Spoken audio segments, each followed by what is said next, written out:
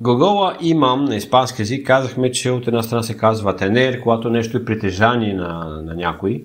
Аз имам кола, аз имам двама братя, а всичко това е тенер. Докато на испански език имаме втори глагол за имам и то е за неща, които ги има като цяло, те съществуват, те са налични, но не са собственост на никой, така да се каже. Ако аз искам да кажа, че в небето има много птици, аз няма да използвам глагола тенер. Ако аз искам да кажа, че в хладилника има мляко, няма да използвам глагола тенер. Имам. Аз ще използвам глагола абер. Абер се пише с аче в началото, но знаем, че ни ачето като цяло не се чете на испански език, само когато е в комбинация с буквата С и тогава става реално погледнато български звук Ч. Но когато имаме само аче, а то не се чете, абер се пише с аче и с б. Добре? Обяснил съм глагола. Абер като цяло е глагол за има, но когато нещо го има, нещо съществува, то не е собственост на никой. Ако искам да кажа, че на улицата има много хора, аз ще използвам глагола абер за имам. Това не е лично имане в неговата лична форма, но няма да използвам глагола тенер. Аз ще казвам, на улицата има много хора. En la calle hay mucha gente. На улицата има много хора.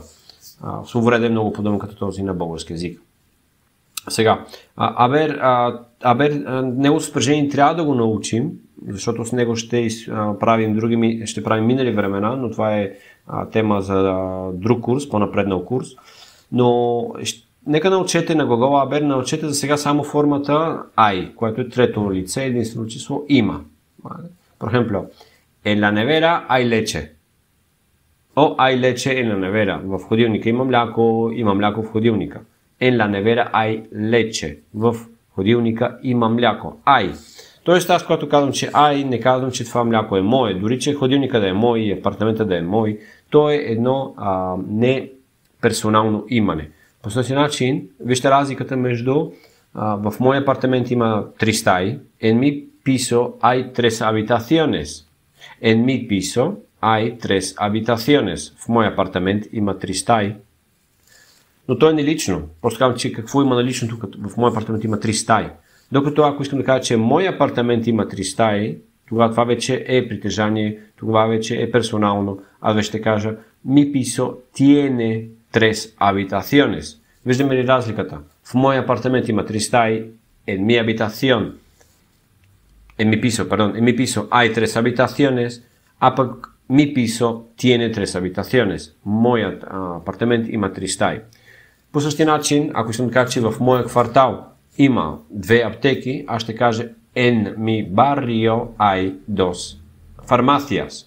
В моят квартал има 2 аптеки. Те са налични, тях просто ги има. Но ако искам да кажа, че моят квартал има 2 училища, ще кажа mi barrio tiene 2 colegios.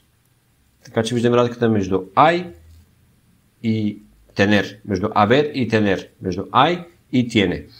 Дал съм доста примери, така че ще може да ги разработите добре и да ги научите много, много хубаво. Така че на глагола абер е важен. Глагола абер е много важен, използвайте го правилно.